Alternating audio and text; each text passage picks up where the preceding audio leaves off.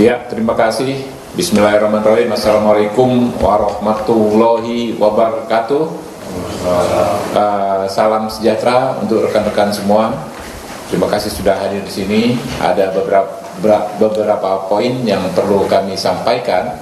Saya selaku Wakil Ketua Tim Kampanye Nasional Prabowo Gibran menyampaikan yang pertama, ya, kami menghormati putusan DKPP ini sebagai lembaga yang diatur dalam Undang-Undang Nomor 7 Tahun 2017 tentang Pemilihan Umum.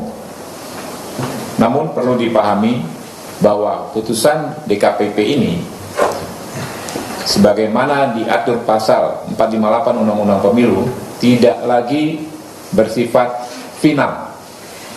Namun berdasarkan putusan MK nomor 32/PUU/19/2021 terhadap putusan DKPP bisa diajukan gugatan ke Pengadilan Tata Usaha Negara, sehingga putusan DKPP tidak lagi bersifat final dan dia merupakan objek dari Peradilan Tata Usaha Negara.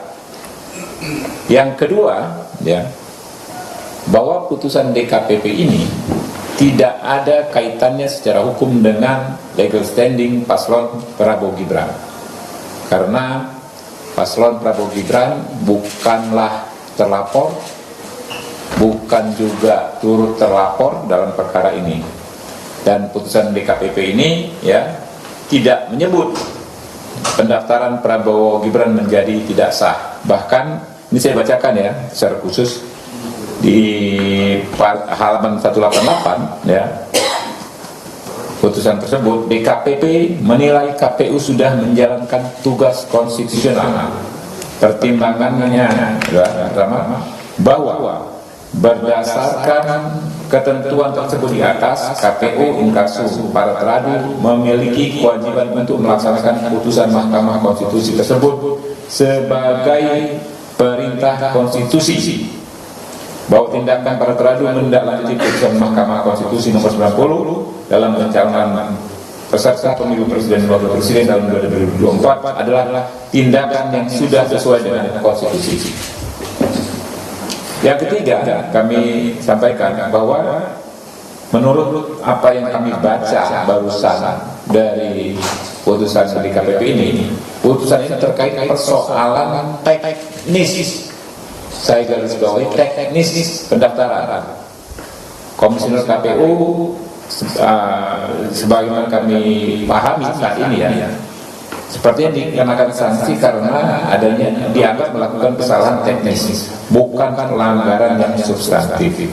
Intinya, berdasarkan konstitusi, pasangan Prabowo Gibran tetap terdaftar. Justru kalau tidak diberikan kesempatan kemarin Prabowo Gibran untuk mendaftar, maka bisa saja Bawaslu melanggar hak konstitusi dan bisa saja terkena hukuman yang berat kalau menolak pendaftaran pasangan Prabowo Gibran.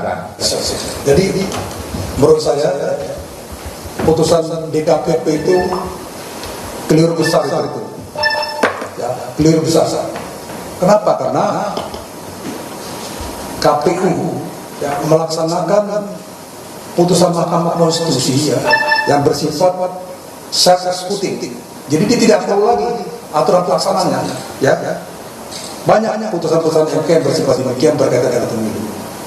Yang pertama adalah putusan 102 PUU 7 Romawi 2009, dan kemudian putusan MK nomor 85 tahun 2012 dan putusan nomor 20 tahun 2019. Ini berkaitan dengan penggunaan hak, ya, hak pemilih dan hak dipilih. Jadi bersifat self-executing, ya.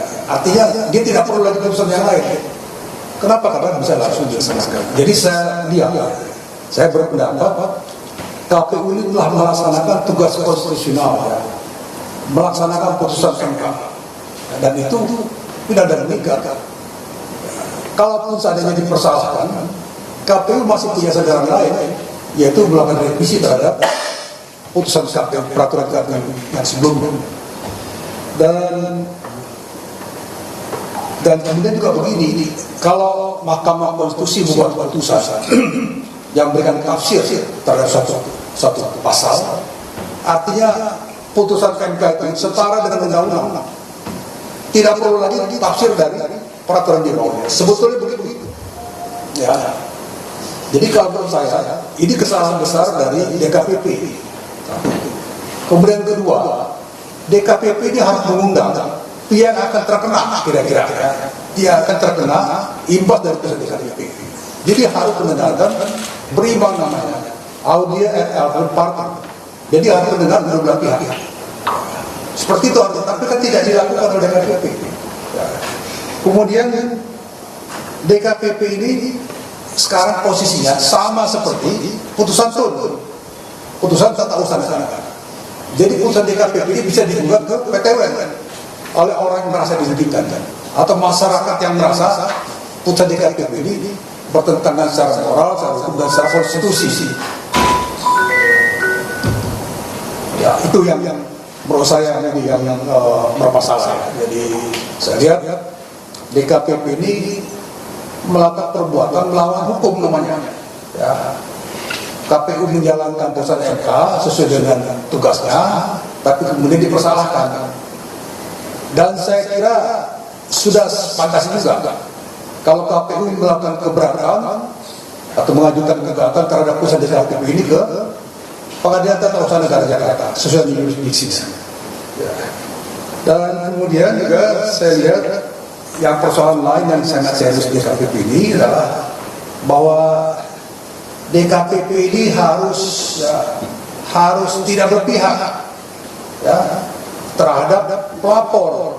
Ya, harusnya diberi imbang mendengarkan suara atau pendapat dari orang lain. Jadi sekali lagi putusan MK nomor 90 pertama dia sudah final dan kemudian dikuatkan lagi oleh putusan MK lainnya, setidaknya nomor 1 pasal dan tidak ada koreksi. Dan sifat dari putusan MK ini adalah self eksekutif, bisa langsung dilaksanakan tanpa menunggu peraturan lebih lanjut sebagaimana putusan. Kira-kira itu Pak.